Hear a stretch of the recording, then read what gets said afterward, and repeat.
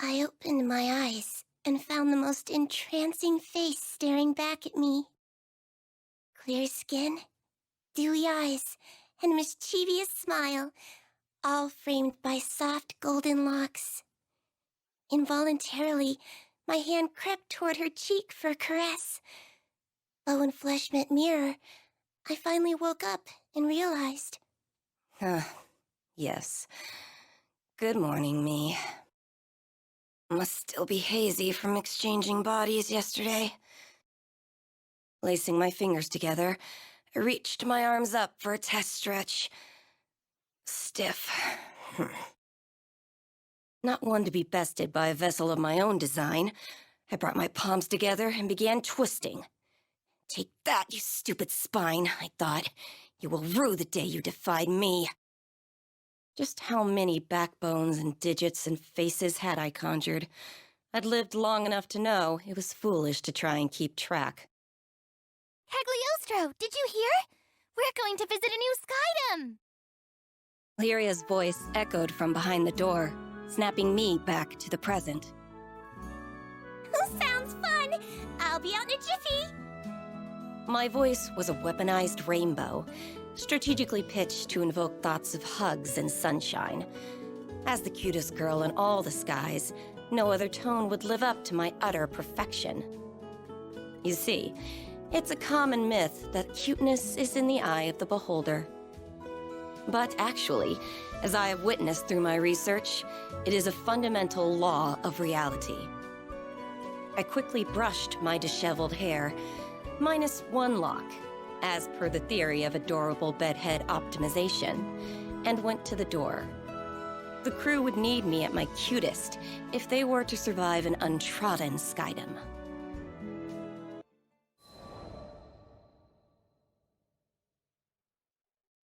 About 2,000 years ago, before the war, I was a wretched, sickly little thing. We lived in a village with no doctor, so all I could do was wait for the release of death. I still remember the defeated look on my sister's face as she attended my bedside. I couldn't blame her. Not when she was surrounded by the other villagers and their whispers. None of them thought I was long for this world. But back in those days, the sky was full of children who would never live past adolescence. So my life was tragic, but common. With the exception, of course, of one detail.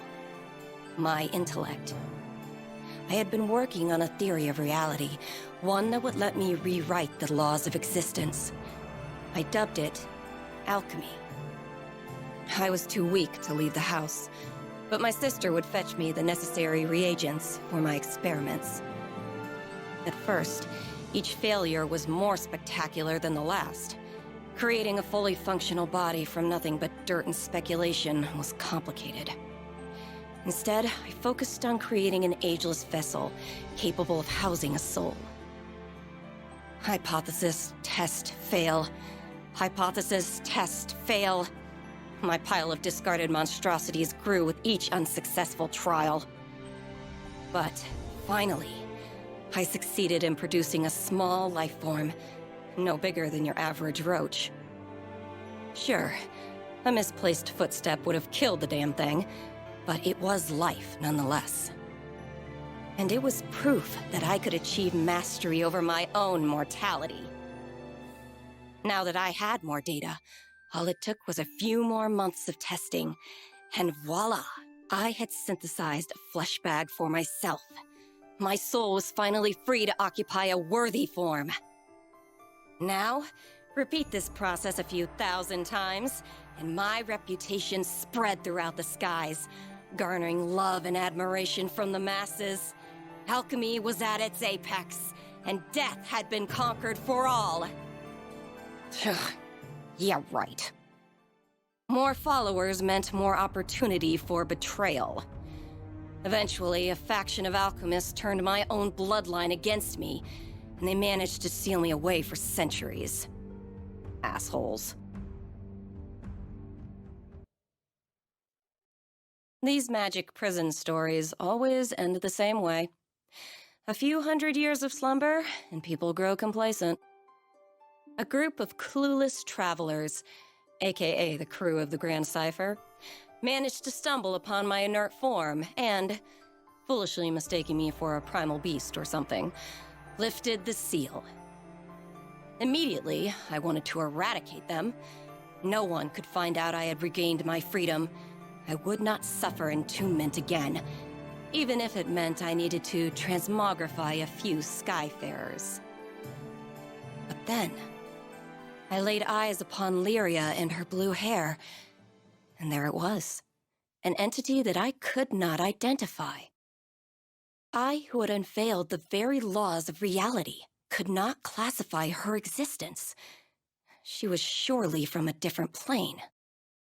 My interest was piqued, and for that, I spared the crew. What can I say? Curiosity killed the alchemist. With no particular agenda for my newfound liberty, I offered my services to these Skyfarers. They would give me unfettered access to the girl, and I would give them unrestricted access to my findings. And as a bonus, I might save their asses a few times along the way. Of course, the captain readily accepted. Though I admit, there was something about the gleam in the captain's eye that caught my attention. What was so special, you ask? That's for Cagliostro to know and for you to find out.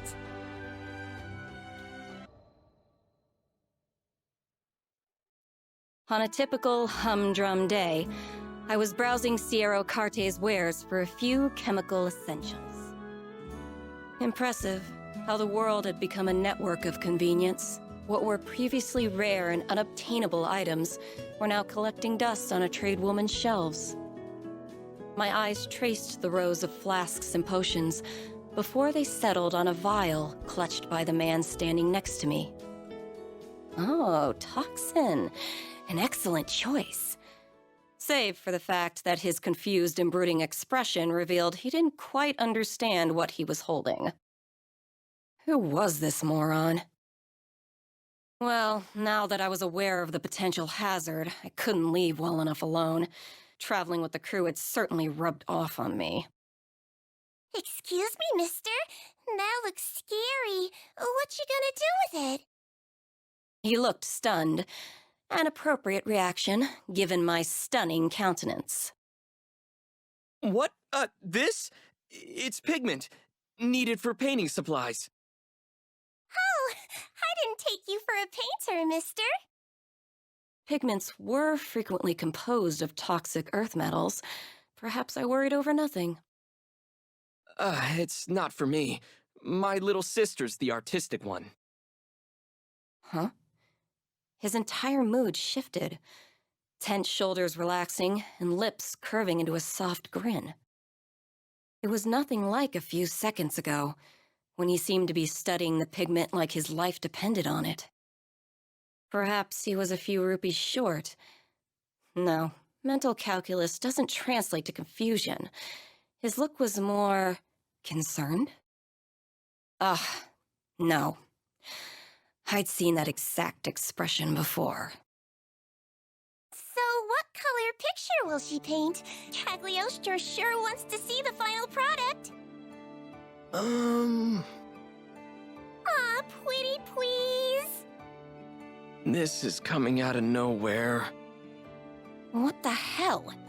Did I not give him the world's cutest plea? How dare he refuse me? He will suffer for... But I guess it's okay. I actually have some free time now, if you're eager. There. That was more like it. Lyria, the captain, and I followed the man to his studio, listening to him jabber about his life along the way. His name was 𝐼𝐸𝐺, and he had been living alone with his sister, 𝐮𝐻, ever since their parents died when they were younger. Their life was simple, he explained. But a simple life was a luxury for some. Wait till you see! 𝐮𝐻's paintings are breathtaking, and I'm not just saying that. The world needs her talent. He was alight with passion. A stupid smile plastered across his face. True pride in his sister's craft. As for me, Art was too abstract. How would one tame the subjective, bring order to chaos? There was too much I couldn't comprehend. But was it not aesthetics that led me to understand and codify the deep mysteries of cuteness? Yes. Perhaps there was something I could learn from a craft as humble as painting. And thus, with the future of alchemy on my dainty shoulders, I pushed open the door to the studio.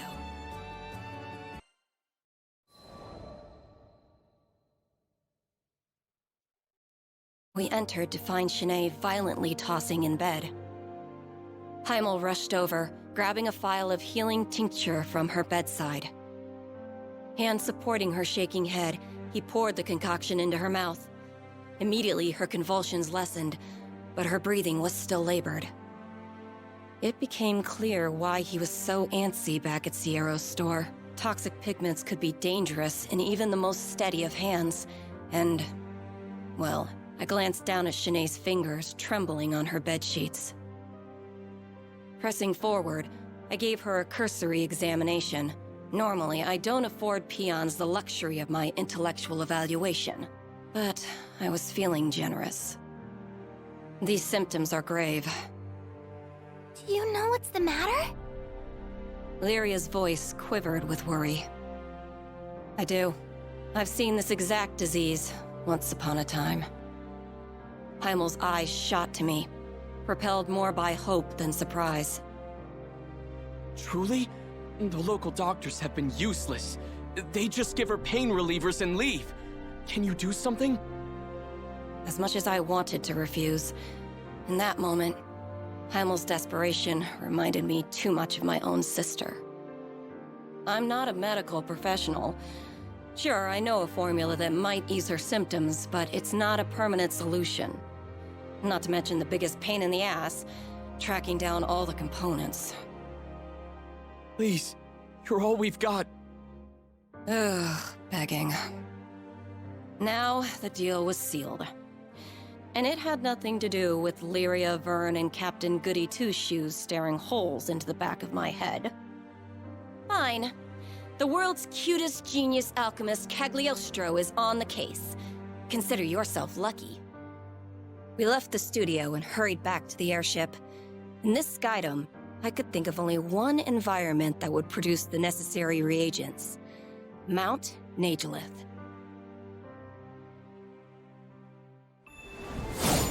Perfect. The component should be somewhere around here. We need reagents attuned to water. Let's sweep the area. Roger that! My eyes are wide open! Take this! Great work! Thanks. That was nothing. And that wasn't even our final form!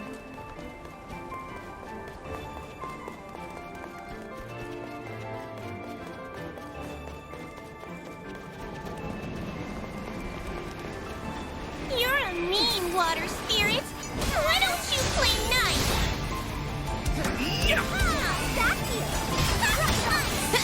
Adios. All we have to do is collect this stuff, right? Yes, but we'll need more than that. Yeah.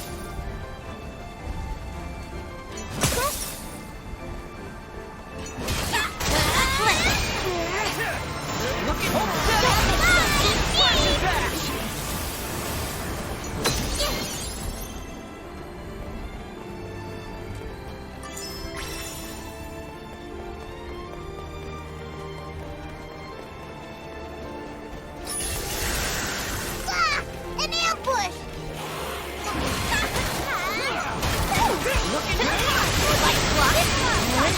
Let's end this! Come on! Don't let up yet! Yeah. Sure thing! Always ready to go! Let's go, guys.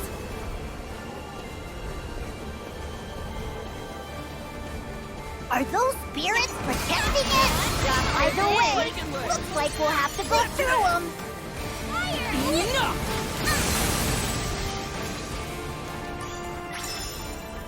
We have enough mineral components. Next up, we'll need crystallized 𝐶𝐵𝐺𝐻. Zyka? Those flapping eyeball creatures? I think I saw some further up ahead. Sorry, Cagliostro's in a hurry. Huh?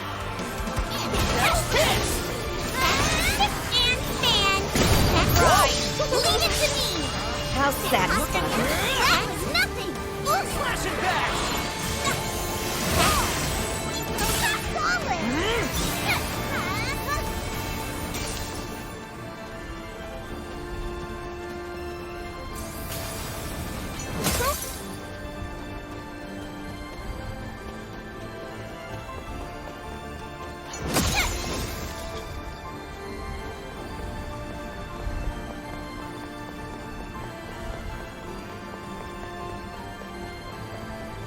Bingo!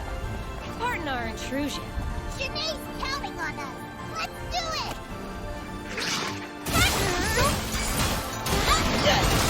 This'll Let's roll. catch this! Hold steady! Right. Let's go! Now, keep up the good work. Let's go, crew! Understood. Great. I want to get left behind. Let's go. Fine. Awesome. Oh no, poor eye monster. Oh, yes! Bring your tears to us. Scared of needles? It's on! We'll never back down. Right. Ready. This might hurt.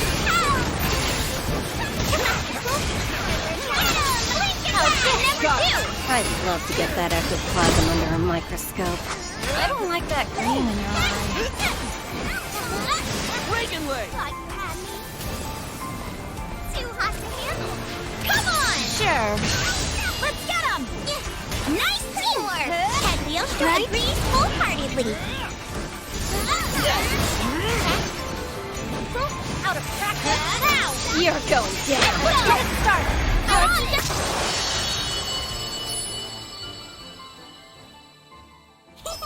Cagliostro wins again. So, did we get the tears? Of course we did. I even had time to distill them. Too cute to handle. Too smart to beat.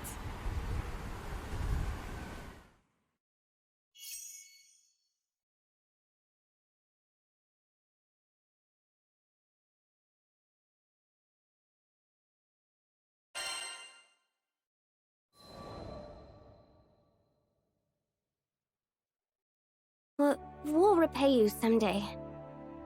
The moment the potion reached 𝐮𝐬's stomach, wariness melted from her frame. That medicine will only temporarily stop your symptoms. They'll be back if you don't treat the root of the problem. Still, peace is priceless, no matter how brief.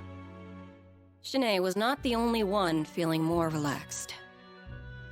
With tensions eased, I decided it was time to explain 𝐮𝐬's condition, Licerian fever syndrome. It was an autoimmune disorder of the nervous system, caused by irregularities in the body's ley line structure. Common side effects included reduced function of the lower extremities and unrelenting fevers. Development occurred in the embryonic stage, a defense against the mother's own ley line system, interpreting the fetus as a foreign object.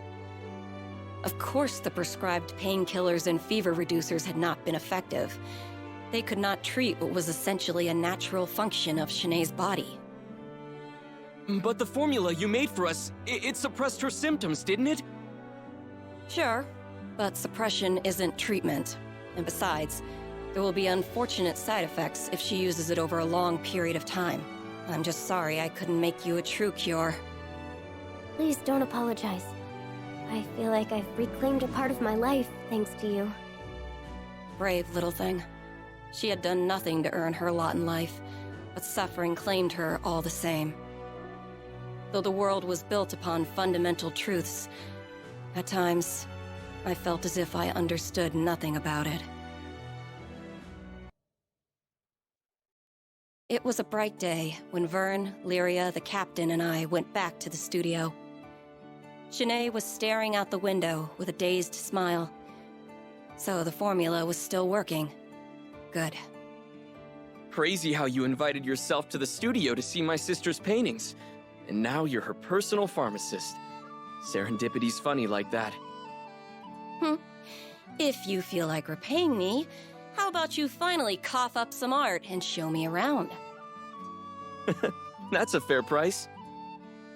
Everything in the studio was painted by 𝐮𝐬. Feel free to get close. admire the details. Previously, I had managed only a distracted glance at the studio's walls. But this time, I saw visual creativity exploding off them. I wasn't an expert on art, but even I felt the vibrant energy bounding from her drawings. Powerful, powerful pieces swirled around me like a hurricane. And one painting in particular, it was resonant. Sketches were littered about the floor, too. And even they were filled with vitality. How could such a feeble body muster such vivid work? Oh yeah, about that pigment I bought when we met. Want to see it in action? Taking the vial from a shelf, 𝐼𝐸 poured the pigment into a dish and mixed it with oil. A few swirls later, and the color had transformed in a way that was more chemistry than alchemy. Intriguing. Takes a specialty product to make that hue. 𝐼𝐸 smiled and handed the freshly prepared paint to 𝐮𝐸, who was already mid-painting. A bead of sweat trailed down her brow as she swabbed the tint across her canvas. I believe in 𝐮𝐸's talent. Look at her. She's amazing. I just have to get the world to recognize it. It's nice having a supportive sibling. I meant it. I never know how to read your tone. But, well, her condition made me realize how precious our time together is. 𝐼𝐸, who clearly had never known abundance, smiled like the richest of merchants. Though 𝐮𝐸 had been left with a raw deal, it was clear her life wasn't without meaning. If only I could go back and tell my own sister, "You were my courage when I was weak. You were my light when I was in darkness. I have lived through eons, but you were my rock." I hoped these siblings, at least, would understand what they meant to one another. I even prayed a little. Which was dumb, considering this Skydom still thinks primal beasts are gods. Huh. Guess I'm getting sentimental in my old age. Lyria and Vern became a regular fixture at the studio. They said they wanted to be there when 𝐮𝐸 finished her latest piece. I felt much the same. Her pieces were charming, even while portraying the thin line between life and death. Rare to get drama like that outside of a novel. But my true reason for visiting was out of concern, not interest. She was battling an unpredictable disorder, so I wanted to be around should the worst come to pass. Could you stick around for a few? I need to run out and buy a few things. You dare waste my time with your foolish errands? Fine, but at least be quick about it. After 𝐼𝐸 left, 𝐮𝐸 waved me closer to her bed. After all you've done, I don't want to sound ungrateful, but... Her voice quivered. She was plainly troubled. I don't know if I could say this. Wow. Okay, I want my brother to be free. I don't want to bind him any longer. Tears began to gloss her eyes. Without me holding him back, he could find someone and settle down. He has such a kind heart. He needs to share it. If I'm ruining his life, then I would rather not be in it at all. Please take... I interrupted her. I don't condone this, and I doubt your brother would either. Oh boy. If there was ever a time to talk about my past, this was it. Look, I've been in your shoes. There was nothing the village doctors could do, and I was abandoned by damn near all the townsfolk. For the dying, hope was cheap. It was better to look inevitability in the face and maintain some of your dignity. But there was one person who stood beside me. My light, my rock, my sister. She was with me the entire time, keeping me warm in the shadow of death. And in turn, I gave her the comfort of company, not being alone in this world. I continued to detail memories of my sister, over 2,000 years old. hoping that 𝐮𝐬 would get the point. She hung on to every word.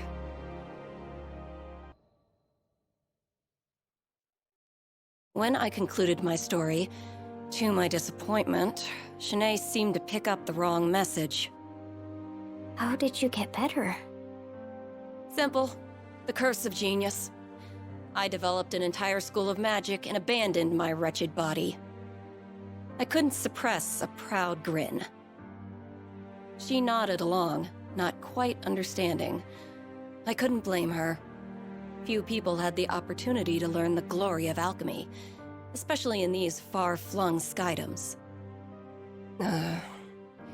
Imagine your body is a jar and your soul is water. I created a fresher, cuter jar and poured my soul into it. You can do that sort of thing? 𝐮𝐬 cupped her mouth in surprise. Don't insult me. There's nothing I can't do. She grew silent as gears began to whir in her head. A few moments later, she stared at me with pleading eyes and spoke.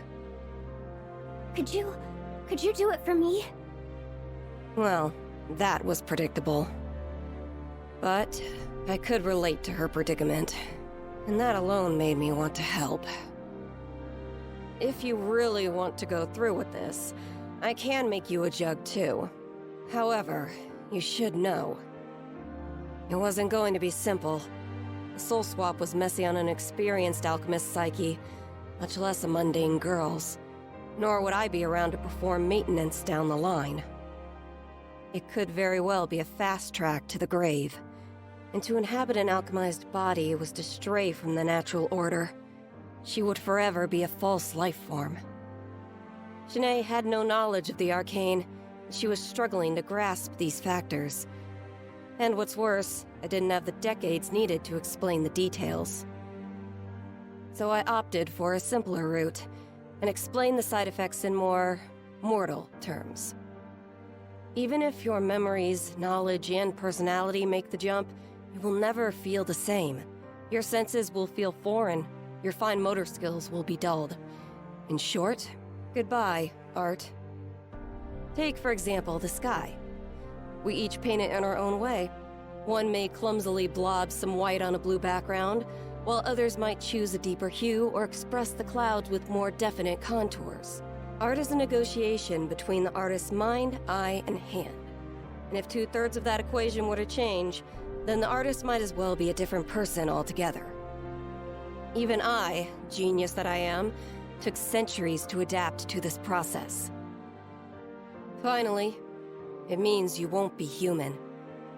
You'll have to maintain your body like a machine, and you'll never have children. Is any of this sinking in? But 𝐮𝐬 looked down at her hands, as if it were the first time she had ever seen them. It was never an easy decision. Even my sister begged me not to abandon my mortality, right until I made the hop into a new vessel.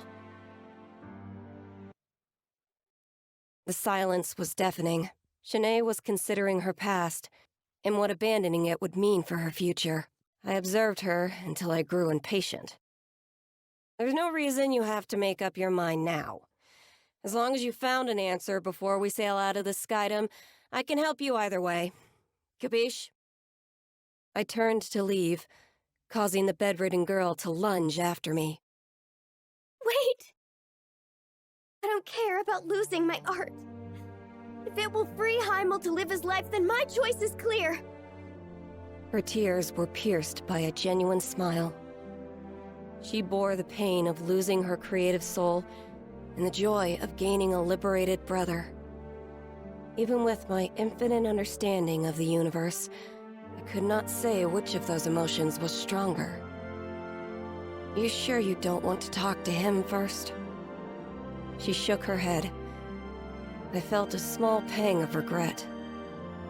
I led her down this path because I, on some level, felt we were alike in our suffering. But the truth was, I had an, I won't say easier way out. The same solution applied to 𝐮𝐬's problem would be far more complicated. If anything, I felt like I understood 𝐼𝐸's position more. he would simply want what was best for his sister. Just like how my own sister had wanted what was best for me. After leaving the studio, I made a list of all the materials the procedure would require. It was going to be a pain in the homunculus to gather everything, so I enlisted the crew to help. I had my sights set on the Pillar of Vayoi. Due to the high concentration of arcane energy, the materials found there made for powerful alchemical reagents. Wait till you see! 𝐿𝐮𝐬𝐫𝐿's paintings are breathtaking, and I'm not just saying that. The world needs her talent. Curse that proud face of yours, 𝐿𝐻𝐽𝐽. Look what you've made me do. Cagliostro, on the move! Cagliostro's coming for your cores, Mr. and Mrs. Spirit People! And while I'm at it, I might pick up a few alchemical reagents in the process. Let's go! Great. This won't help anyone.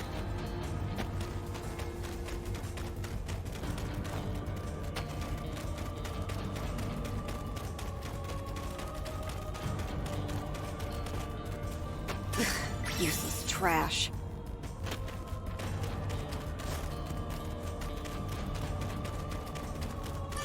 Yay! This'll do the trick!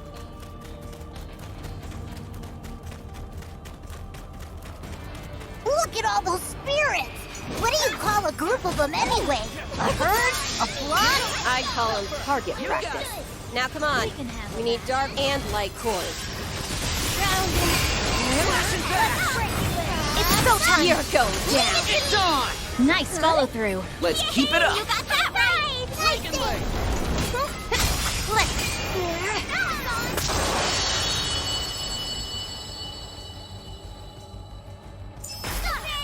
Finders keepers!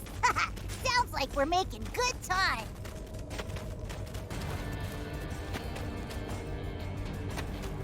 Great. This won't help anyone.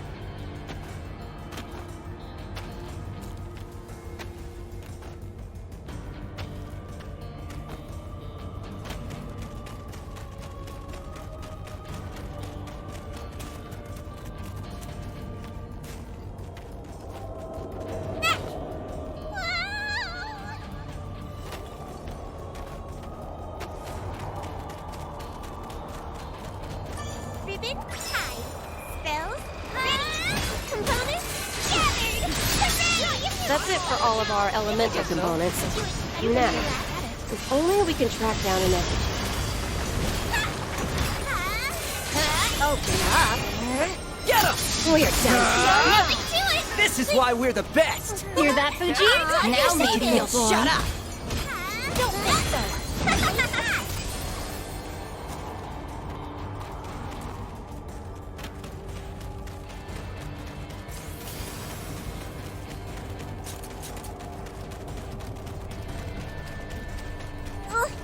Cagliostro knows everybody wants to cuddle up to her. You're icky. Nice try. Want a This'll show him! Allow us. Sure. Keep your wits about you. You got it. Right. Focus up, Leo. Huh?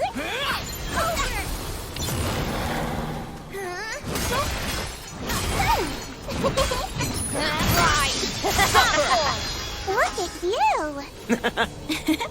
It was a pleasure.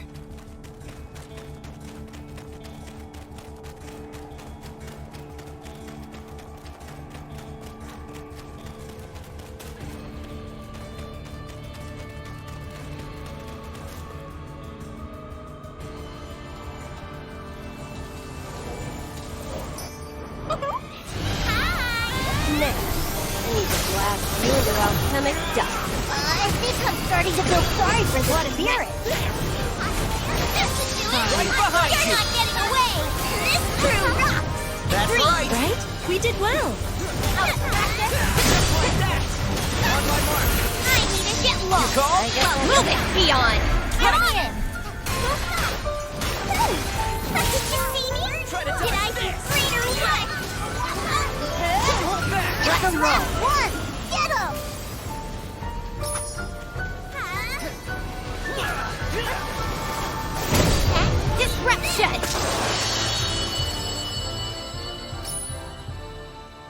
Excellent. Throw a few spirit guts in the old extractor, and we'll have prime crystals on our hands. What now? Don't worry about it, Mr. Lizard. Wanna head back to town?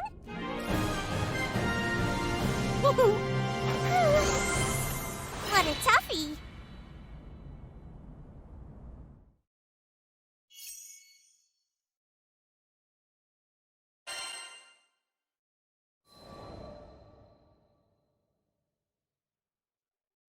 When we returned to the studio, 𝐼𝐿 was a flustered whirlwind. 𝐮𝐬 told me everything. Please, we refuse to let you change her body. We were shocked to hear his refusal. Well, Vern and Lyria were. I had been expecting it. I'd like to hear the reason from her mouth. She's the one suffering, after all. What right do you have to speak for her? He grimaced. 𝐮𝐬 has dreamed of being a successful artist ever since she was small. Even after the fever started, she's put her entire soul into her art. And finally... In his fervent voice, you could hear how long he'd been supporting his sister, praying for her success. And now, after years of hard work, she'd made it. She had recently been invited to participate in an exclusive exhibit, a privilege apparently afforded to very few. Finally, 𝐮𝐬 will be recognized for her talent. If we throw away her chance now, what will that mean for her future? Or her legacy? I wasn't sure whether he was gritting his teeth or his fists tighter. 𝐮𝐬's been waiting so long for this! Why add this darkness to her life now? Because you deserve to live your life too, 𝐼𝐿. Brother and sister stood opposed, on opposite sides of their future. I've never thought of you as a burden. I supported you because I love you. It's a blessing to watch you create. No one doubted his words. More than anything, he wanted 𝐮𝐬's efforts to bloom into something beautiful. He wanted her future years to remain bright. If her dreams were so close to coming true, he reasoned, then why abandon everything now? He had a point. But he'd never been in 𝐮𝐬's position before. I had. And I knew what needed to happen this time.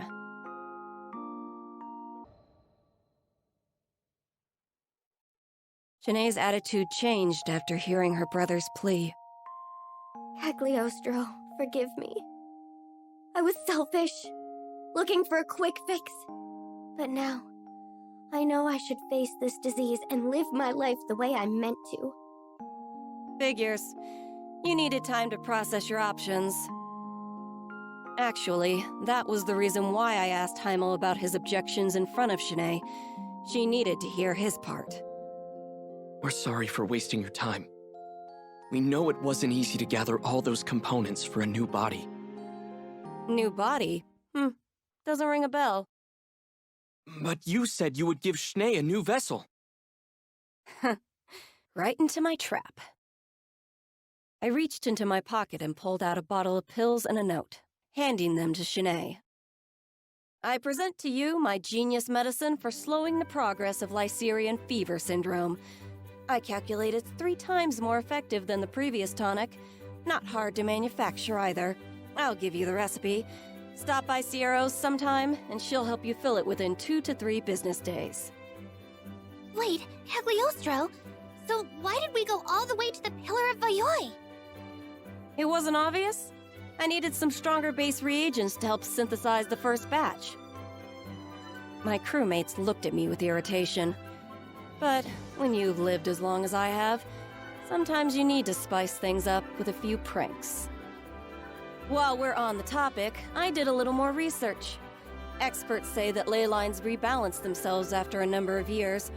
Problem is, most people die before it can happen.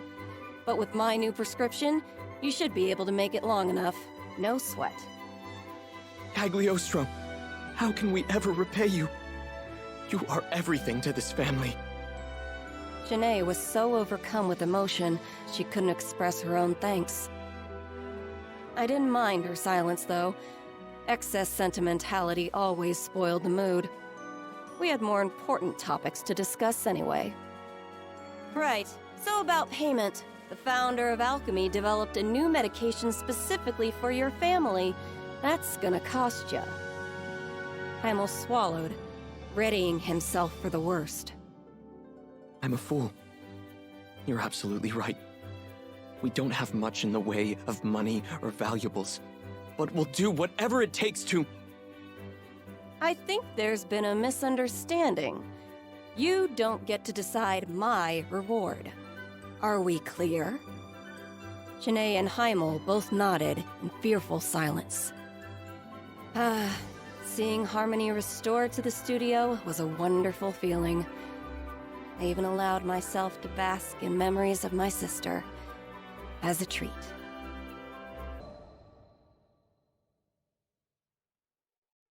Sometime later, I was visiting 𝐸𝐿's shop in Folca. You have my payment from 𝐮𝐻 and 𝐼𝐿? Sure do. It's a big one, so take good care of her. From behind the counter, 𝐸𝐿 pulled out a canvas displaying the world's cutest girl. Clear skin, dewy eyes, and a mischievous smile, all framed by soft golden locks. Utter perfection. Not that I have to explain it to you. Lots of folks have said they'd like to buy this pretty picture. We had to fight off all the amateur art collectors. Of course. Who wouldn't want a portrait of me? Though I was the only one worthy of owning such a masterpiece. I was surprised to hear you knew Lady 𝐮𝐻. Must be a fancy lady, being a master and all. Wait, master? Indeedy. Youngest artist declared a master in a good long while. She's really made a name for herself in the market. Here, just got this piece in today. I had seen it before. It filled me with a resonant vitality, just as it had in that cozy little studio. But now it was accompanied by a price tag of a whopping 5 million rupees. I think I'll add this one to my collection. In all my years of filling vessels with spirits, I had never procured an object with as much soul as 𝐮𝐻's painting. I had to have it. Are you sure? That's my biggest budget breaker. I laughed. A few million rupees for a miracle? Chump change. Unbeknownst to 𝐸𝐿 𝐶𝐻, I got away with the steal.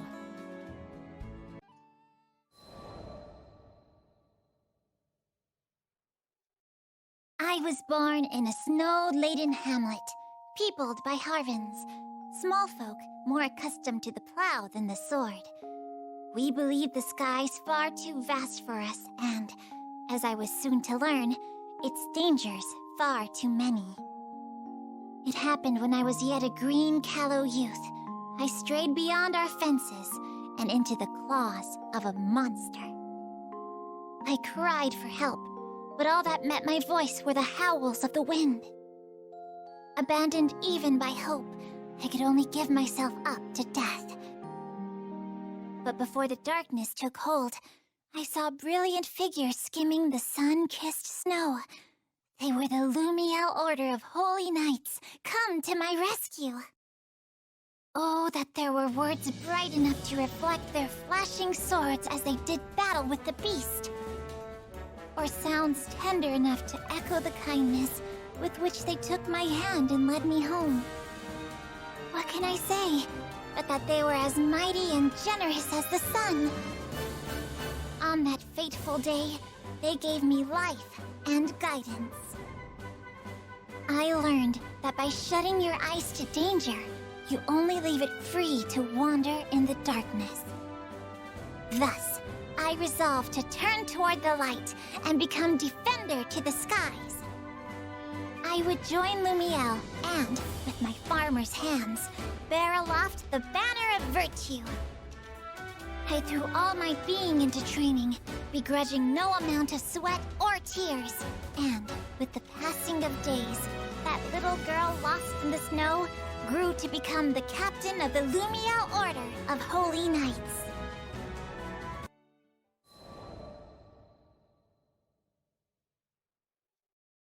As captain of an order of knights, I was faced with a colossal problem. And that was my small stature.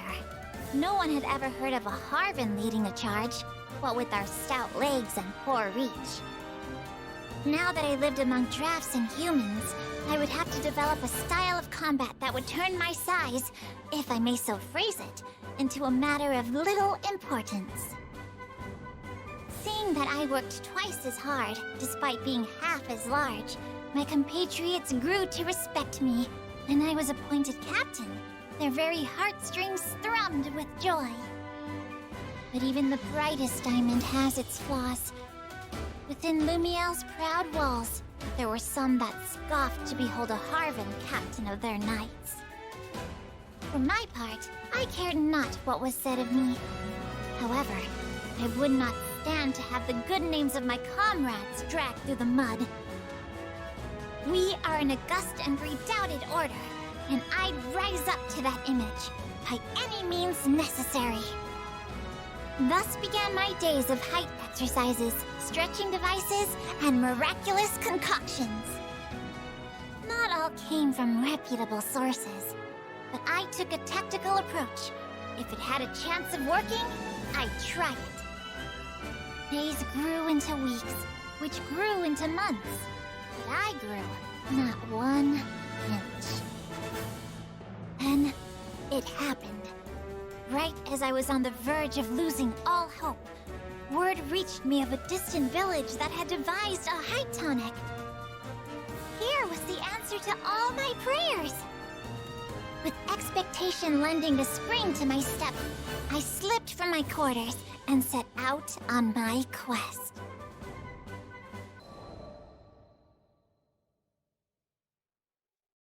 I had to take a mountain pass to the village, which was, in a word, perilous. Of course, I refer not to the countless monsters and bandits, whom I took down with ease. It was the tall steps and great boulders, insurmountable obstacles for a Harven. I was forced to return to the foothills where, through Lady 𝐶𝐸, I sent out a dispatch for help. That was how I met the captain and crew of the Grand Cipher. With their aid, I reached the village without further incident, only to have my dreams utterly crushed. It turned out that this magic tonic was merely your average growth stimulant, designed to help a budding youth blossom to a seemly height. It could do little for a woman like me, already in the prime of her life. Thus, all my best efforts were dashed to foam. For the first and only time in my life, I cursed fate for cutting me out of so short a cloth. However, it was within the depths of despair that I would find new hope. The crew of the Grand Cipher was bound for Estalucia, which is said to be an island of miracles. Could not some power there give me what I seek? With newfound resolve, I was determined to accompany the captain to the end of the skies. Needless to say, it pained me to take leave of the Lumiel Order. I still remember the look of surprise on former Officer Bautorda's face when I told him of my resolution. But in the end, he expressed his admiration for me and my quest to become the very figure of virtue. Lady Bridget and Lady Cordelia also gave me their blessings. Oh, there are no words to express how grateful I am to my kind comrades. I dream of the day I can return to them with my head held high, and its crown measuring many feet taller, being, at long last, in both body and spirit, the captain they deserve. Such are my thoughts as I peer out over the railings of the Grand Cipher onto boundless, majestic skies.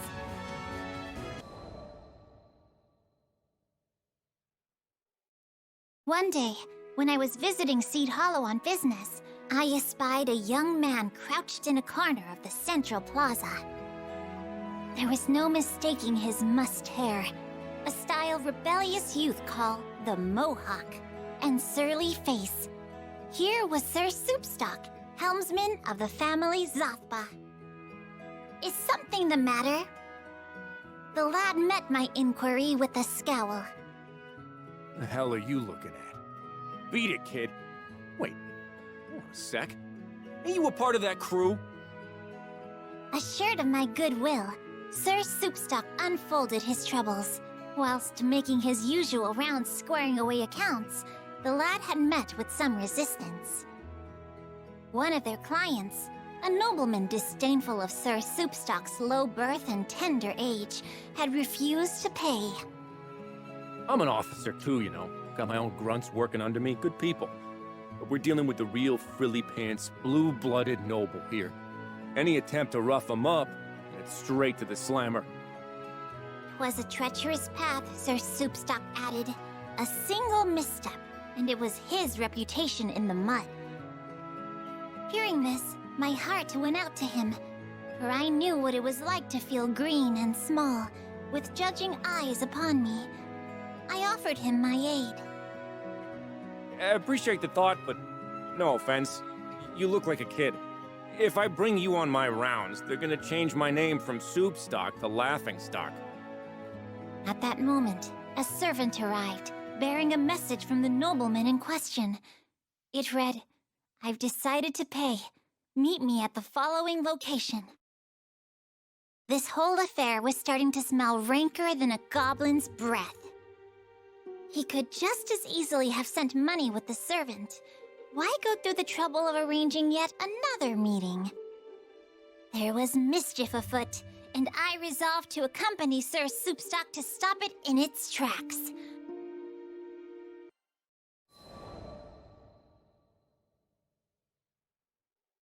We arrived at the appointed location, a corner of Castle Seed Hollow, to find the nobleman gazing down at us from a parapet.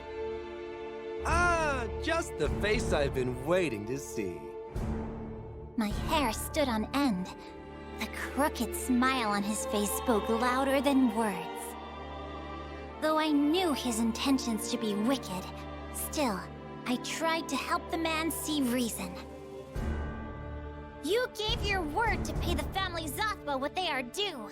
Surely you would not break your troth and besmirch your honor. But the man only sneered. Leveling a finger at us, he cried, My brothers and sisters of the one true church, these are the enemies of 𝐸𝐵𝐻. In the blink of an eye, we were surrounded by 𝐸𝐵𝐻 soldiers. You did well to lead us here. So these were the remnants of 𝐸𝐵𝐻. Even the fall of the church had not been enough to shake their faith in Lilith. In their eyes, 𝐸𝐵𝐻 and I were interlopers, blasphemers they must put to death. You've got another thing coming if you think you're gonna get away with this. 𝐸𝐵𝐻 glared up at the Cullion. I too felt a righteous rage boiling within me. Crooked vice must be beaten straight with the hammer of justice. You shall rue the day you brought the wrath of Charlotta Ferry upon your heads!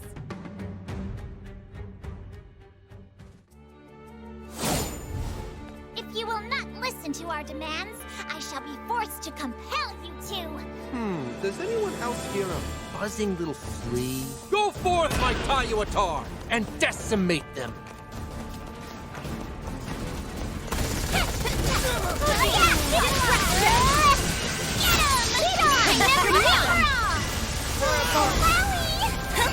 Feeling shy, Nicola?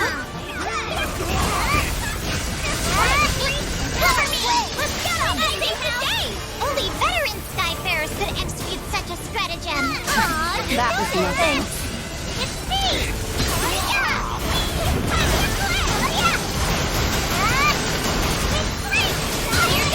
Oh, most impressive! Good thing not a coin was spared to ensure your defeat. If you've got that much dough, just pay us already. I'm sorry, I don't speak common. Brace yourselves for a grand attack! I'll find a safe spot and support from afar.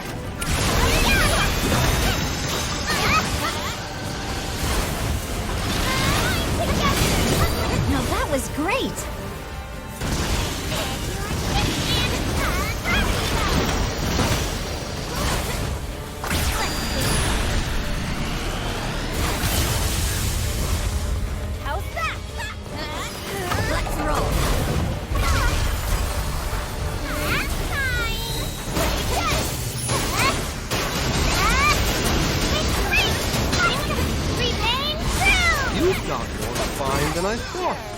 no manners. I have soldiers enough to crush you. 1,000 wicked soldiers is not worth one virtuous knight. Duke of my father! You Skyfarers are insane! Behold the righteous blade of the holy knight! Your needles! I'm the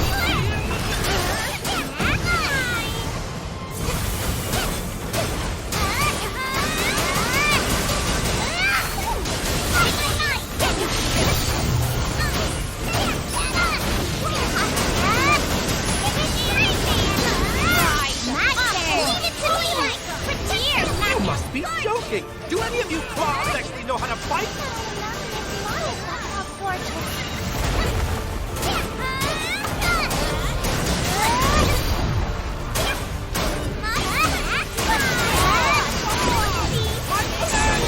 What? Don't want us to break your expensive toy? Silence! Yes! He's there! Rip the hoy! Equalize! Charlotta, behold! First true virtue! Yeah! Stay is on! Lady Io! Nothing to it! Time has won! The astrophism! This has gone on long enough! How is this possible? Is this all your mighty church has to offer? No escape!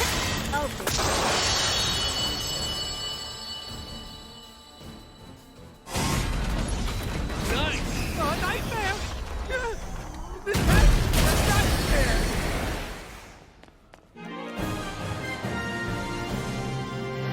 Fortune favors the righteous!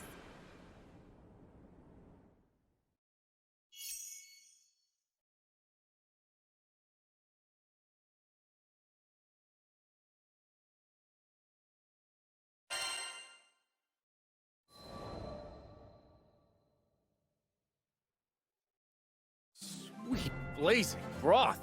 That crew of yours really is full of beasts.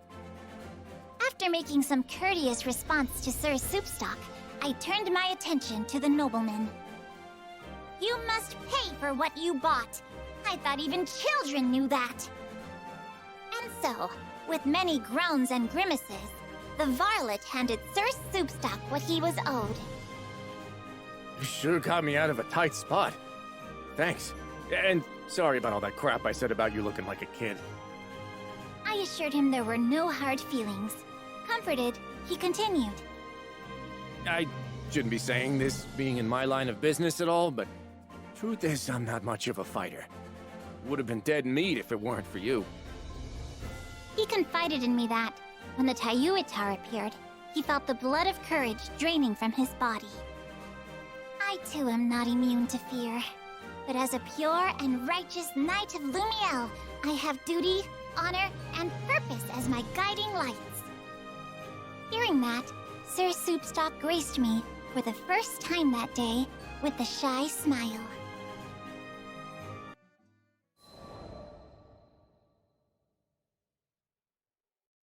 With the 𝐸𝐸𝐻𝐻 soldiers defeated and the money safely in hand, I believed it to be clear skies. And yet, some clouds still darken Sir Soupstock's brow. Man, I can't even do my job without somebody holding my hand. Maybe I just ain't cut out for this, yeah? Apparently, even his own officers afforded him little respect. However, I saw in his earnest eyes and noble bearing that he had the makings of a great leader. Alas, we cannot view ourselves but by outward reflection, which often dims our inner value. You were given high office, Sir Soupstock. Does that not mean someone sees in you true worthiness, though you yourself may be blind to it? You must polish yourself until the quality of your character shines forth for all the world to behold. If you remain forever pure and forever righteous, then surely those around you will be attracted by your light. The lad lent me an attentive ear. But my words were not enough to blow the clouds of doubt from his face. I mean, just take a look at how our city's split. You've got Golden Oaks, where the nobles and elite dwell, and the rest of us tucked away in Copper Square, which is, let's face it, a slum. He continued. Those wide-eyed beliefs of yours wouldn't last 2 seconds among the dirt and smoke of Copper Square. I wish I could be the person you say I am, but... Biting his lip, 𝐼𝐶 shook his head and fell silent.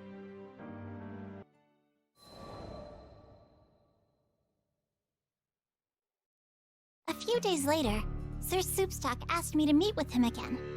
In a cozy 𝐬𝐮𝐬𝐜𝐫𝐢 tavern, he told me he'd investigated our erstwhile friend, the nobleman.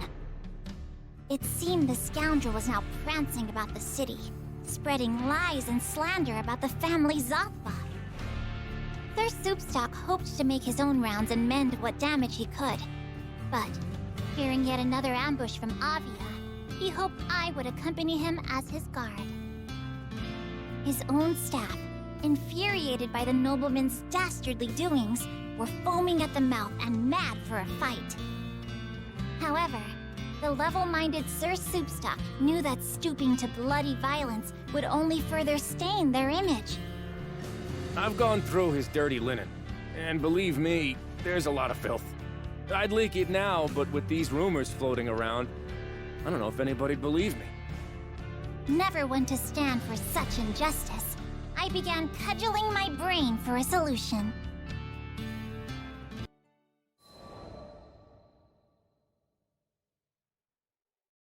We began to meet with people in the street, contradicting the libel and restoring faith in the family 𝐸𝐽𝐽.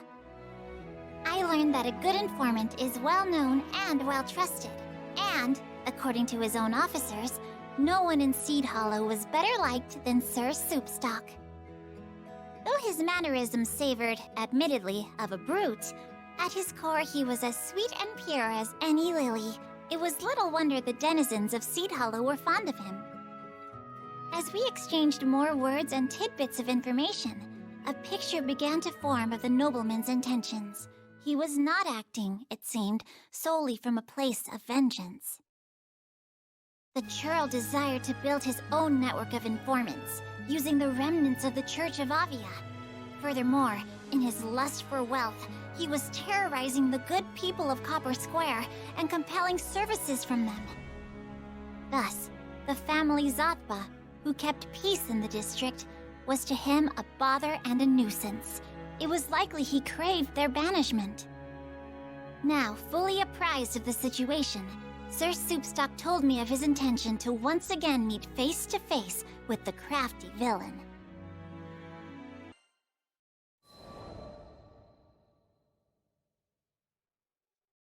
We called upon the nobleman, who, as before, had found himself a lofty place to stand, no doubt to compensate for his lowness of character. 𝐼𝐶 stepped bravely forth and spoke thus. Listen, punk. We know you've been kidnapping people and using them for forced labor, which is, FYI, illegal. I've also got proof that all the money from that phony charity of yours is being used to hire Aviath soldiers. And? The nobleman showed no sign of discomposure. Not one hair on his well-groomed head stirred. And yet, 𝐼𝐶, bless his valiant soul, refused to back down. Once this information gets out, you can kiss your fancy-ass titles goodbye. Oh, but it's not going to get out. You see, that's why I've threaded together my lovely little network. Those rumors I circulated? Merely the opening act. I've got the soldiers now, and come next week, it's curtains for the family 𝐸𝐽𝐽. The nobleman showed his teeth in a glacial grin. So you want all-out war? But why? 𝐼𝐶 stared back, fuming. Well, I suppose there's no harm in revealing my master plan here. Dead men tell no tales and all that. In the nobleman's eyes, coins from his charity were trickling toward a worthy cause, the subjugation of Copper Square. Putting the people there to work, he said, would do wonders for Seed Hollow's economy. Can't you see? I'm taking rubbish and forming it into something useful. You and all you Zoth but toadies are standing in the way of progress. With that, the nobleman pointed an accusing finger at us. These interlopers mean to hinder the mission of the church. Destroy them. At the sound of his voice, 𝐸𝐵𝐿th's soldiers sprung from the shadows and hemmed us in. Stand down, Sir Soupstock! I shall teach them a lesson they won't soon forget! Here was a knave that would exploit the weak for his own profit. If I failed to make him repent his crimes, it would be a stain on the name of the Lumiel Order. Fall, so that our church may rise again. I shall never fall to wickedness! Good? Evil? It's all relative. It's the winners who write history, after all. Then let us see who fights for the stronger cause!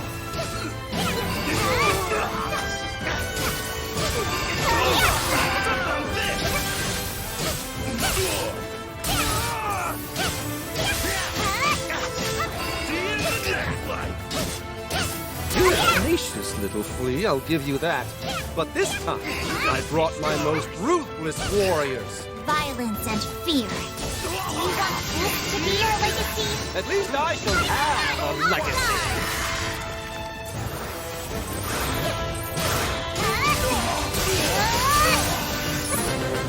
Veer forward!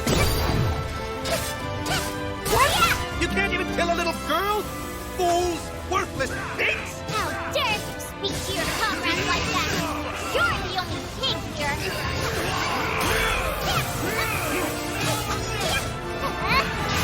You're gonna see strong!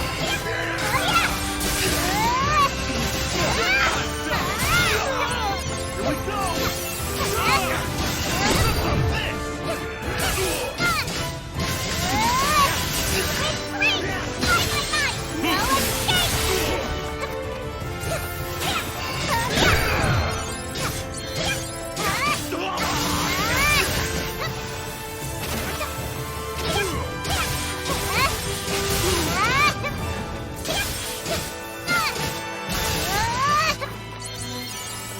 All units advance! Destroy them! Destroy them! Soon, you shall see that justice always prevails!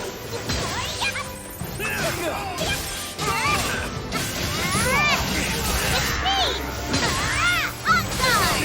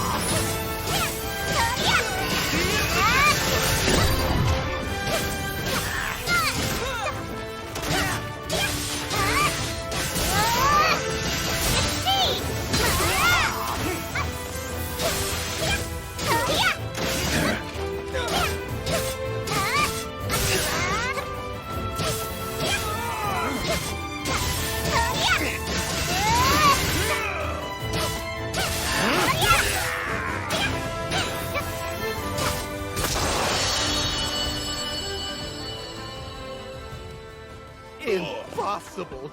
How were all those soldiers defeated by a single girl? Fortune favors the virtuous. Never you fear. Victory is assured.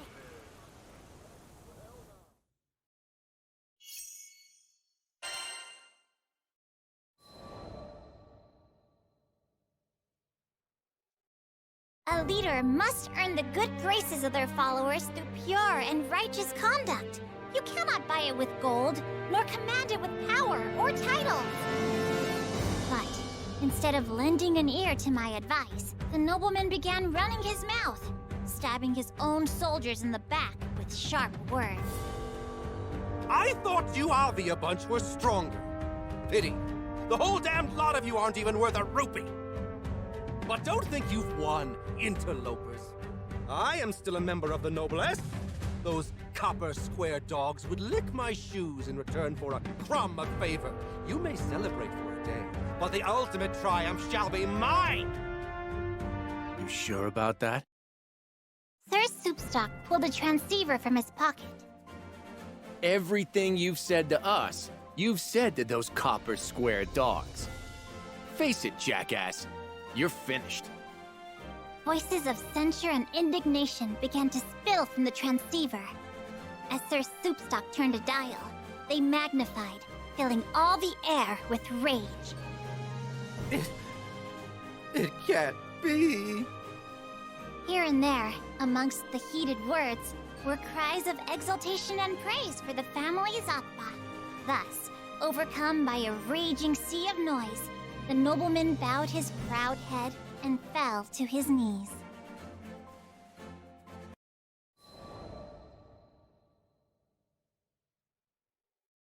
𝐼𝐶 and his staff expressed great admiration for my swordplay.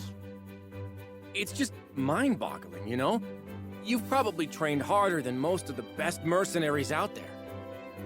His words raised the gate on a flood of memories, washing me back to a time when I was desperate to prove myself. Yes, it took hard training and much toil to come this far, but I would have collapsed by the wayside long ago if there hadn't been people who supported me on my path. I am where I am because of them. Now, I tried to pay their goodwill forward by helping others as they helped me. So you never stopped trying to be the best version of yourself? 𝐼𝐶 turned his eyes toward the heavens. I wish I could be strong like you. I wish I had the guts to just go busting in through the front door, sword blazing and ready to dispense justice.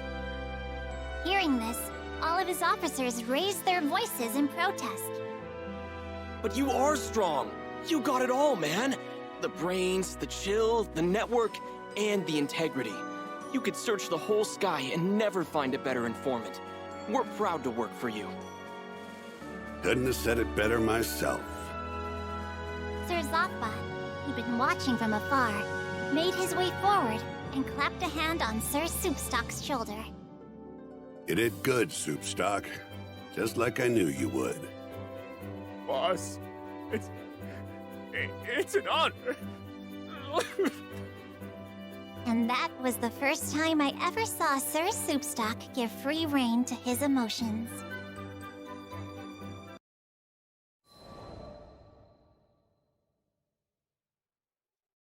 When I visited Seed Hollow sometime later, I heard at the Knick-Knack Shack a certain rumor.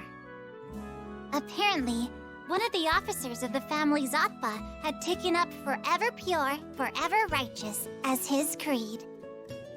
Even his staff could be heard reciting the words.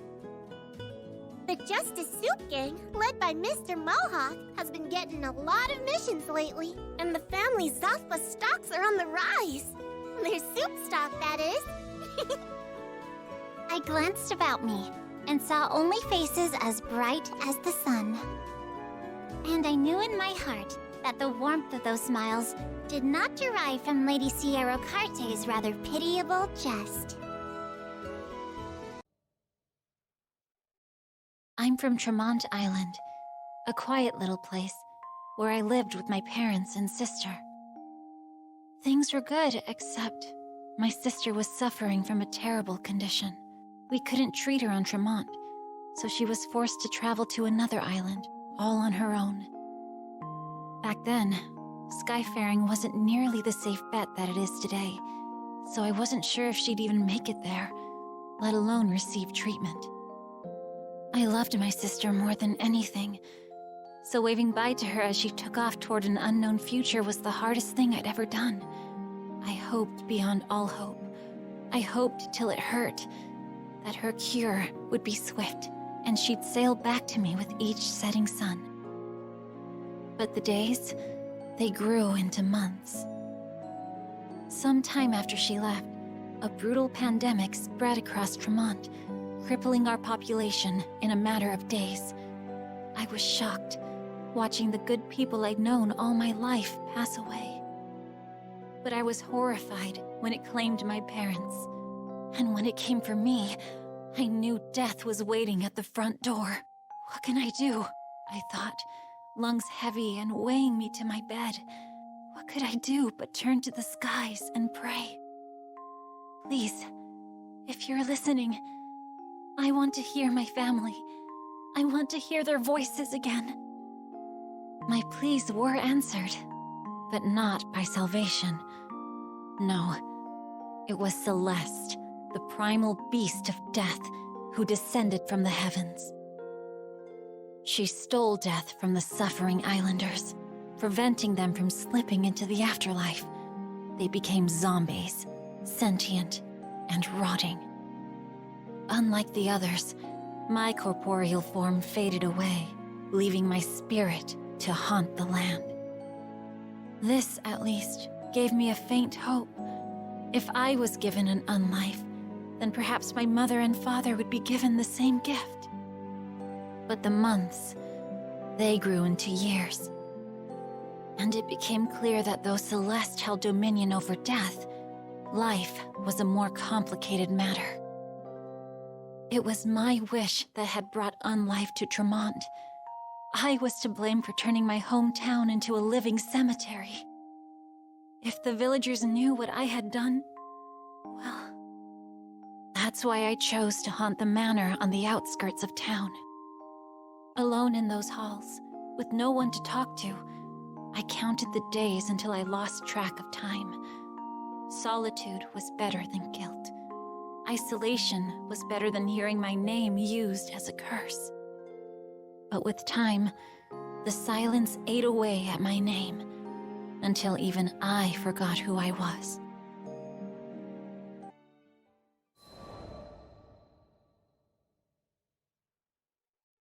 It's true that there weren't people around the manor, but I did discover a few ghost animals floating about. They took a liking to me, probably because of our shared ghosthood, and I gave them cute names to show my affection. Beppo, Gigi, Fuji, and Nicola.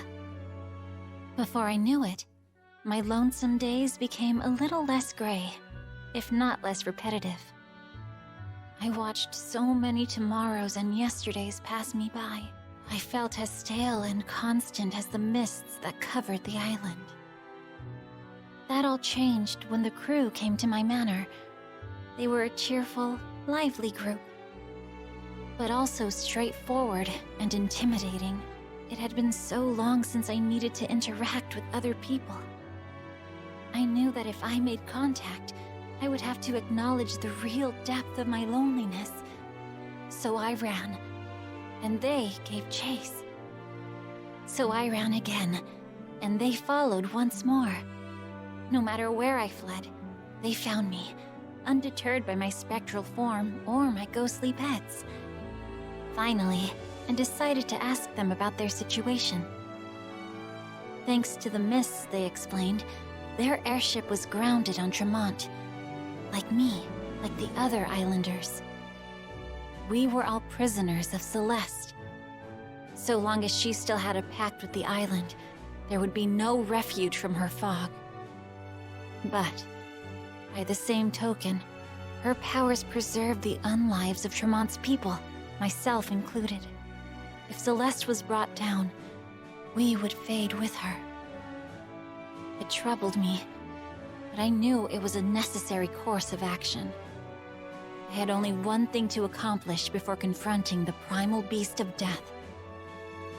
I needed to come clean to the islanders. It was time to make amends.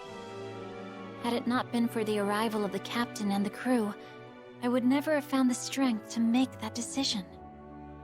I marched straight to the village, took a deep breath, and explained to the people how I doomed everyone. But to my surprise, they looked upon me with sympathy and warmth.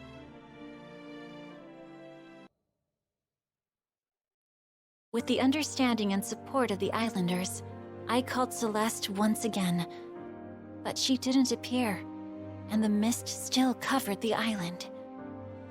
That's how I learned the truth. it wasn't only me who had crossed Celeste's fate with our own. The other culprit was the doctor who was traveling through our village, back when the pandemic first appeared. He was secretly conducting research to summon Celeste.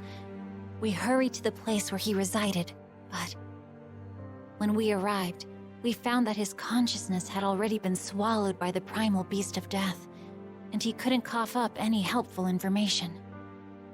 Despite the setback, I joined with the crew and the islanders to find and defeat Celeste.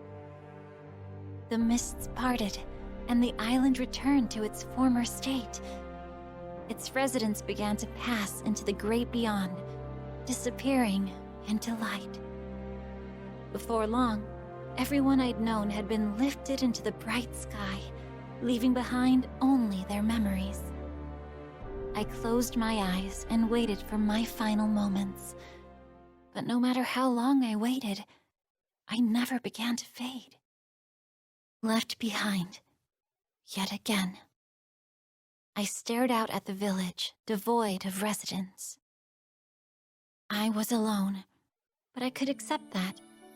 At any rate, the nameless ghost was no more, because a strange man gave me an oddly familiar name. So long as I had that name, and my memories with the crew, I could wait decades, maybe even centuries, for my sister to return. I think the captain, however, couldn't bear leaving me to such a hollow fate, and invited me to the crew. But how could I leave the island? I knew that my little sister would come back to me. Even though we were no more than graves and warm thoughts, this is where her family was laid to rest. If she came back and no one was waiting, wouldn't she be sad? That's why I knew I had to stay. But the captain wouldn't hear of it. If I was worried about my sister, I should go look for her. It was a new chance. I had never been off my island. I had never even considered the option. But I knew I could. I just needed to find the courage. And that's how I set out on a journey with the crew. Somewhere, out there in that big blue sky, my sister is waiting for me.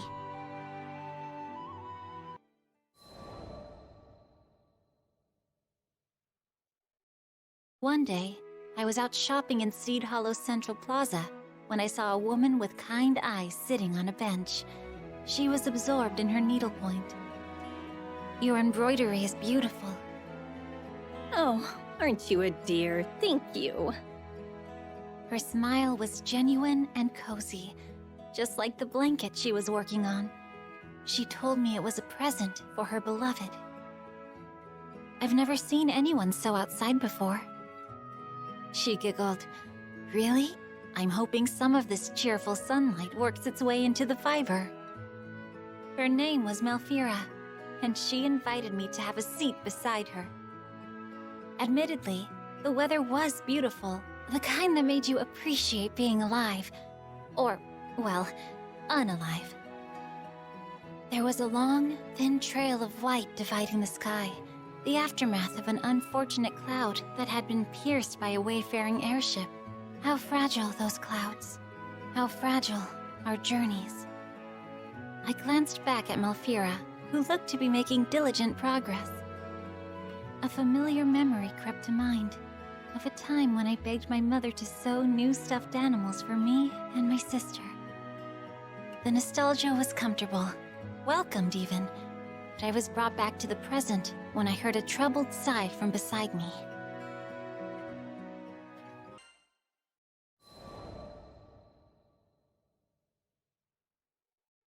Is something wrong? Such a forlorn expression didn't match Malfira's cheerful disposition. Oh, sorry to worry you. It's nothing I would bother a stranger over. Malfira forced a grin and stretched the throw across her lap. It's just, I had hoped to use warming thread on this little project. What kind of thread? I didn't even know there were different types of thread. But according to Malfira, there was a type of insect native to Fondom whose silk was imbued with magic.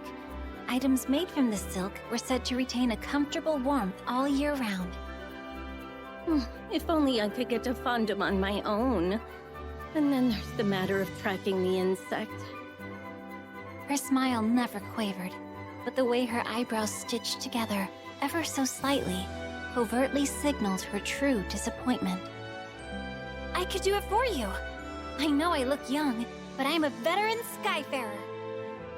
I put my hands on my hips and puffed out my chest, a posture I hoped would inspire confidence. Oh, that's sweet. But it was just a silly thought. My fault for having unrealistic expectations, really. From her tone alone, I could tell the pose did not, in fact, inspire confidence. Later, after a quick discussion with the captain, we decided to head to Fondom anyway. I needed Malfira to finish her blanket. I just didn't understand why yet.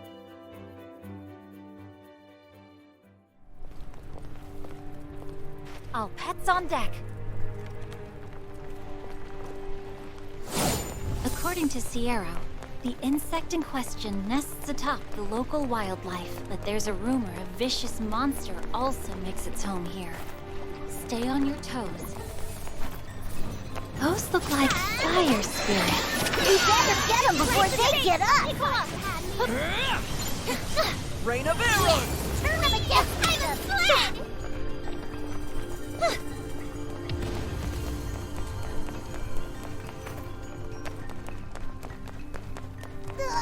It's so hot! I feel like my sweat is sweating! Why are we going through the trouble again? Sorry. I just wanted to put a smile on Malfira's face. She looked so, I don't know, forlorn? But it was your first time meeting her, wasn't it? Who's she to you? Huh? I know it's a weird connection. But her name, it sounded like my sister's.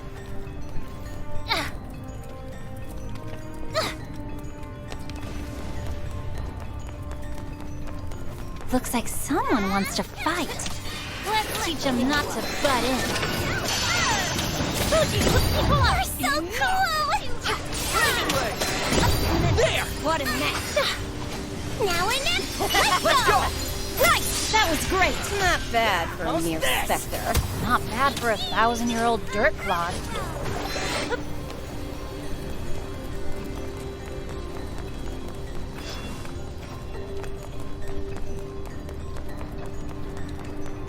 More wyverns. Momo, you bring up the rear.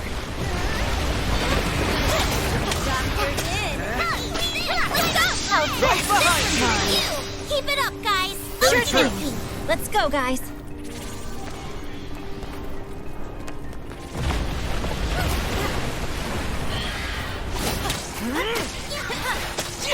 Take them out! It's go time! Hey, that really worked! Let's keep it up! I won't argue. You deserve the credit. It's all right, Nicola. I'll protect you from the mean monsters. Don't get cute! Distraction! Let's do it!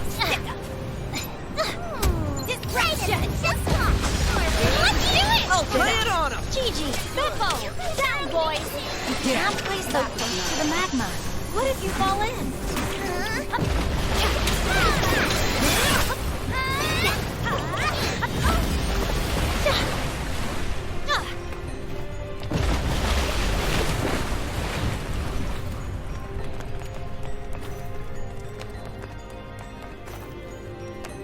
Huh? What's that? Burn! Look out! It's a monster in disguise! You must be that vicious monster we heard about. If you thought you could get a leg up on us, you have another thing coming. Now, get whipped! Flash and bash! There!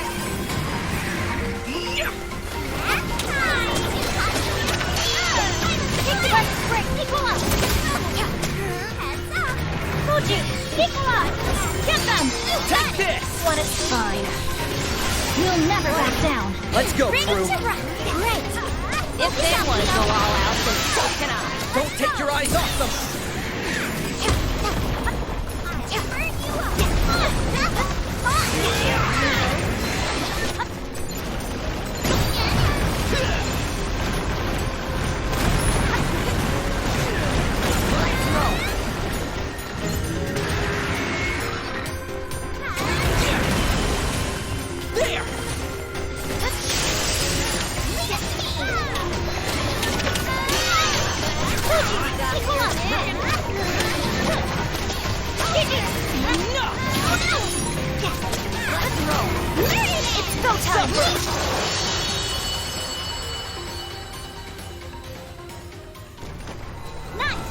Another one is a bug.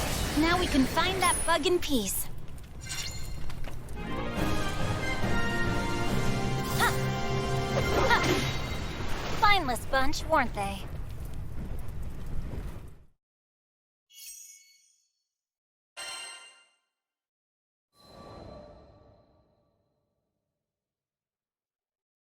Is this what you were looking for? I proudly displayed the hard-won thread to a surprised and overjoyed Malfira. My word, you really are a Skyfarer, aren't you? She took the spool for a closer look. Yes, this is the genuine article. I can't accept this for free. Let me see what money I have on me. From her purse, she pulled a single, unfamiliar coin. I knew from its extravagant design that it wasn't in circulation anywhere near Seed Hollow, but it looked valuable all the same. I refused the gesture. Retrieving the thread was my decision. I wanted to see that blanket finished. A reward was never part of the equation.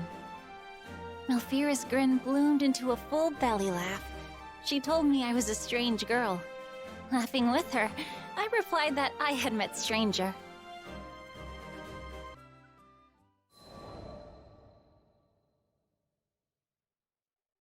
We made another pit stop in Seed Hollow, which gave me the chance to check up on Malfira and her progress with the blanket. Lyria and Vern came with me, and their eyes lit up when they saw her intricate embroidery, just like mine did that first sunny day. Though I hadn't known Malfira for very long, I felt a kinship with her, and I liked to watch her determination evolve with each new stitch. But most of all, I liked that her kind smile, maternal and comforting, was always able to put me at ease. I'd never met anyone so genuine. In fact, nor had my pets. Who's a spooky boy? Yes, you are. Malfira playfully scratched behind Beppo's ears. The mood was light, so I decided to learn a little more about my friend. I noticed you're in the Central Plaza quite often. More or less. I don't have much else to occupy my time. Not with that silly boy still playing in the sand. Malfira's partner was a geologist on dispatch in Dolly, an extended dispatch, it seemed. Dolly was an island of deserts, with bitterly cold nights. To Malfira, a cozy blanket seemed the perfect way to combat the harsh environment. Maybe it won't be necessary. He's coming back for a visit on the Airbus next month, and I'm about to burst with excitement. Her joy should have been infectious. Try as I might to put on a brave face, my heart sank at her words. The Airbus from Dolly? Of course.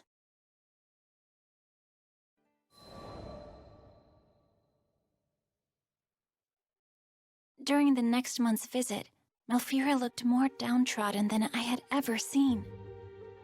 Vern expressed his distress before I could vocalize my own. Holy spools, lady! You look like you've been up all night. You feeling okay? Malfira meekly raised her head, barely affording him a grin. My love, he didn't come back to me. It took me a moment to find a response. I'm sure... I bet he'll find a way to return next month. She had already been waiting an eternity for him. What comfort were my words? And yet, she still found the strength to smile. I hope so. I'm so tired of moping around like this. It's getting harder to stay positive, but I'll find a way, for his sake. That man, you know, he's so absent-minded, he probably mixed up the date on his ticket. Malfira unrolled the blanket across her lap, checking the backing of her stitching. I've poured a lot of love into this design. I hope he likes it. As she vacillated from melancholy to forced cheer, and back again, I had to bite my lip for fear my thoughts would spill out.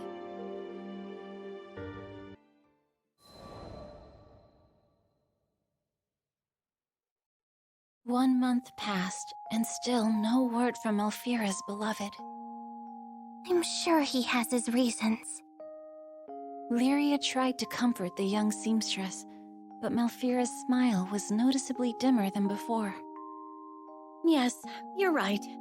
He's not one to take risks or push himself too far. There's nothing to worry about, I'm sure. Her words sounded strained, like she was trying to convince herself. I thought I knew what was happening, but I couldn't bring myself to acknowledge it. Not yet.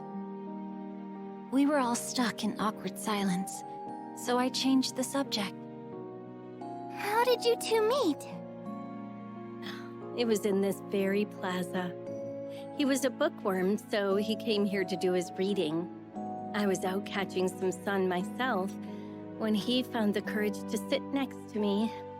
I turned to greet him and he shoved a book on embroidery in my face. Not the greatest first impression, huh? Energy returned to her movements. Color returned to her smile. So what did you do? You're going to laugh. I told him I already owned the book. His face turned pale as a ghost, but it was cute, seeing him all vulnerable. So I asked his name, and the rest is history. She shut her eyes, savoring the nostalgia. Then she sighed. Guess I'll have to go to Dolly and drag him home myself, won't I? No, not that. I couldn't let her go to Dolly alone. After witnessing her optimism return, I couldn't let her learn the truth.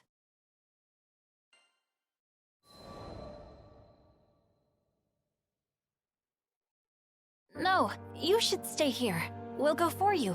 Dolly can be a dangerous place, and I'm sure your partner wouldn't want anything to happen to you. I hoped that logic would be enough. Dolly? Dangerous? But so many people live there. But if a sky-faring crew is offering their services, who am I to deny professionals? Vern scrunched his face in confusion. Lots of people? What are you talking about? Dolly's basically a giant sand... A quick nudge was enough to interrupt Vern. I hoped Malfira had missed the majority of his comment. You can trust us. We handle this kind of assignment all the time. We'll be back before you know it.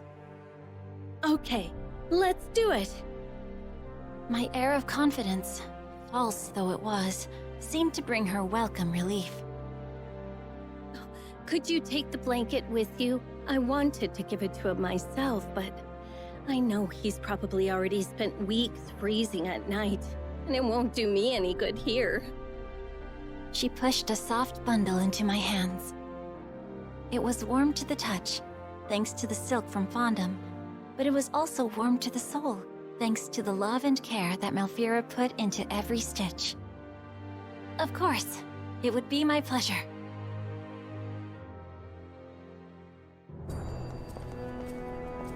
Everyone, to the fight! According to Malfira's map, the excavation was near the central ruins. You sure you want to trust that dusty old thing? Point taken. But we can at least get a sense for the lay of the land. Now let's go. This place is crawling with monsters. Stay on your toes, everyone.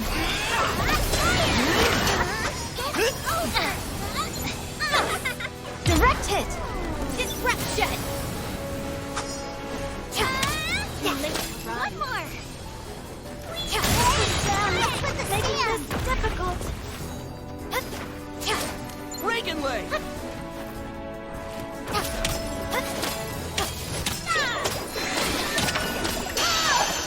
Fuji! Nicola!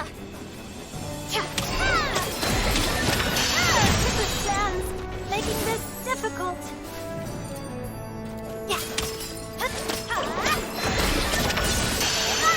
Taking help!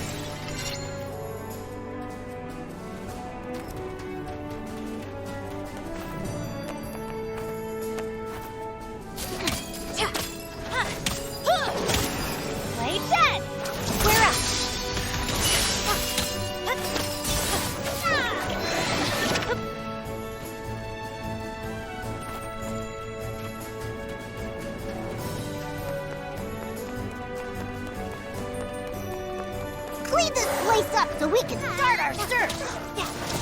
Rain of arrows! Stop moving! Press the advantage! Now, the fun begins! Fuji, 𝐼𝐸𝐾𝐿! Don't you!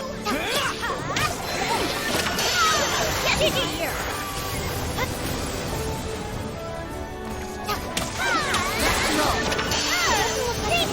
Here, maybe we'll find something back at the western campsite.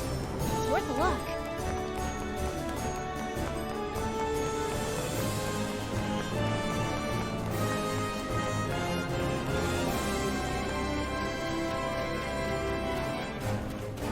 Do these guys get paid to fight us or what?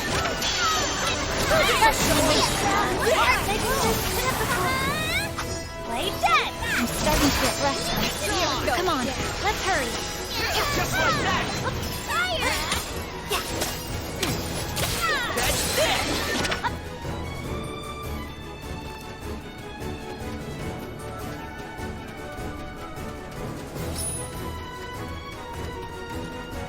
This place feels right somehow.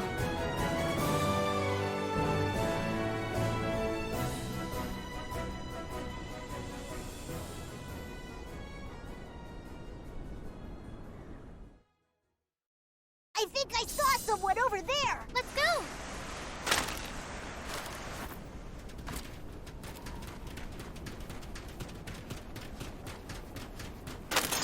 Where'd that dude from before go? I think I know.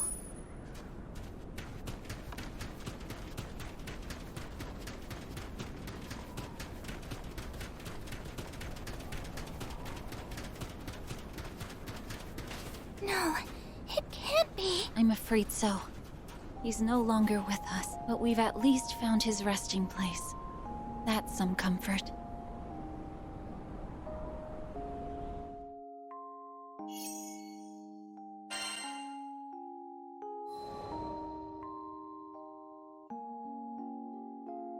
What? No, that's impossible. We all stood before a grave, created 15 years ago in the wake of a terrible calamity. Carved on the back were the names of the deceased. And there, in the middle of them all, was the name of Malfira's beloved. I wrapped the blanket around the stone, tying it securely so the harsh desert environs wouldn't steal it, like it stole the lives of these scholars. Maybe it would at least keep their memory warm. Malfira put her heart and soul into this blanket. Take care of it, okay?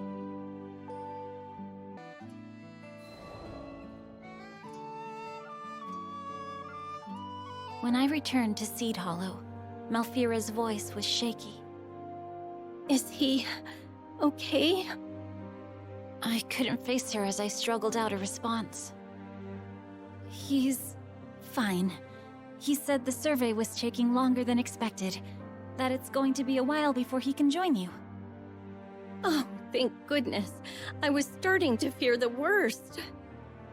She was relieved. I was crushed. But how could I bring myself to tell her the truth? He said thanks for the blanket, that he'll never feel cold again. Of course he won't. We made sure of that by retrieving the silk from Fondom. Malfira's joy was contagious, but I still had to force myself to smile.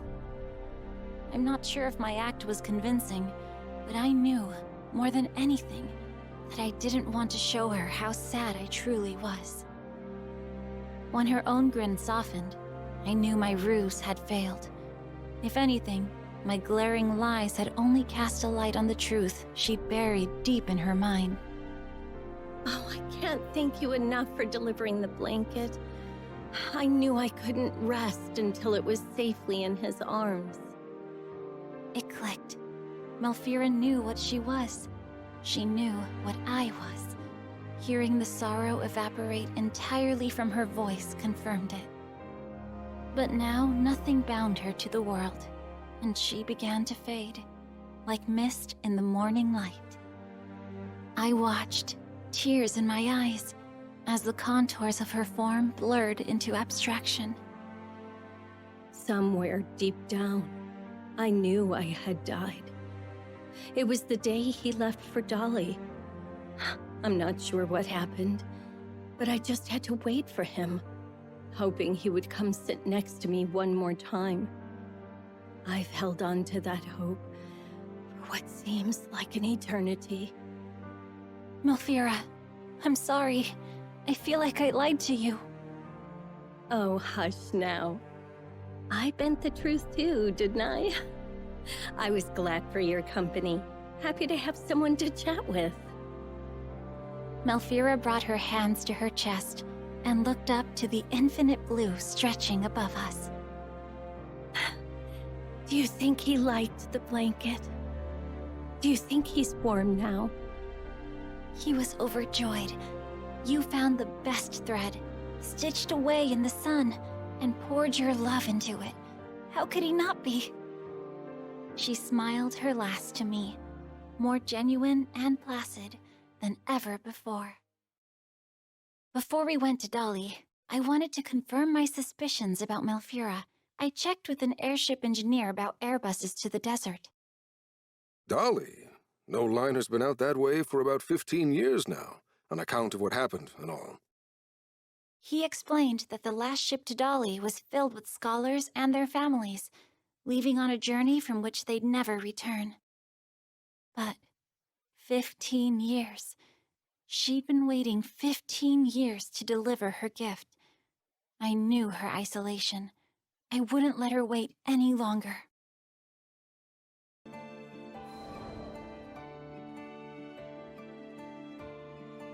Before I was ready to part ways with Malfira for good, I decided I needed to build a new grave for her and her beloved in Dolly. I realized that she had been right. With both sand and chill nipping at your skin, the desert nights really were cold and unfriendly.